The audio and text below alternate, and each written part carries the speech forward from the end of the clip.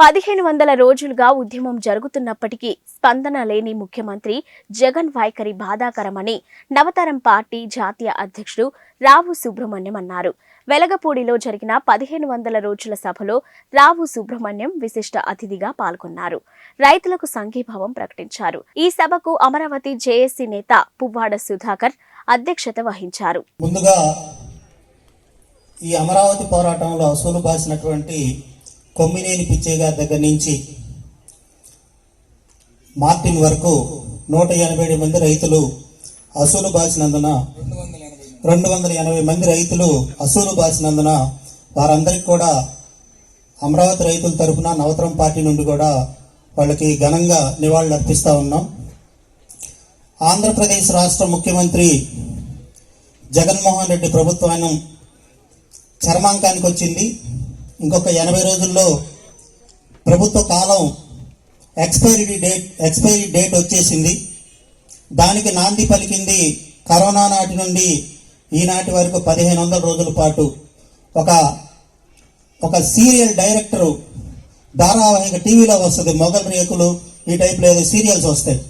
ఆ టైపులో 1500 రోజుల పాటు ఈ ధారావాహిక నడిపించినటువంటి ముఖ్యమంత్రి ఆయన ఇంటికి పోయేటువంటి సమయం దగ్గరకు వచ్చింది.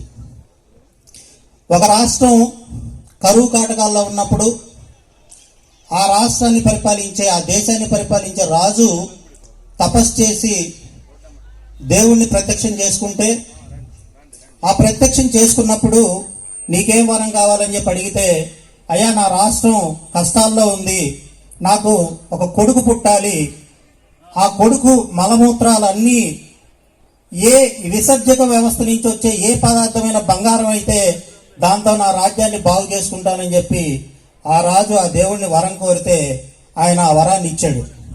మేము చిన్నప్పుడు 2వ తరగతిలో చదివినప్పుడు ఒక పాఠం ఉంది, సువర్ణిష్టివి. బిడ్డ పుట్టిన తర్వాత ఆ బిడ్డ మలమూత్రాలు, ఆ బిడ్డ యొక్క అన్ని విసర్జక పదార్థాలన్నీ బంగారంగా మారితే ఆ బంగారంతో ఆ రాజ్యాన్ని బాగు చేసుకొని ఆ మహారాజు ఆ రాజ ప్రాకారాలన్నీ కూడా బంగారంతో నింపేస్తే ఒక దొంగల గుంపు, బందిపోటు దొంగల గుంపు సువర్ణిష్టివిని ఎత్తుకెళ్ళి చంపేస్తారు. ఆ కథలో సువర్ణిష్టివిని ఈ బంగారం పెట్టే బిడ్డను మనం తీసుకెళ్తే బాగుంటుందని చెప్పి తీసుకెళ్లి ఆ బిడ్డను చంపేస్తారు.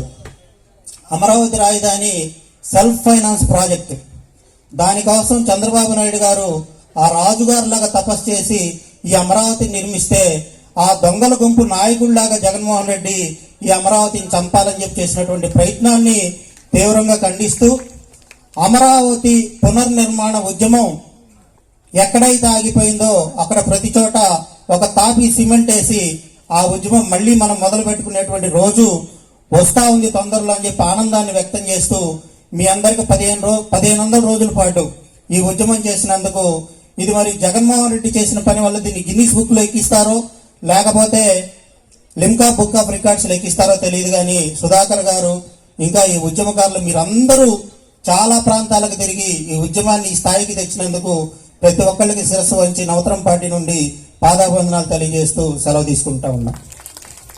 ధన్యవాదాలండి.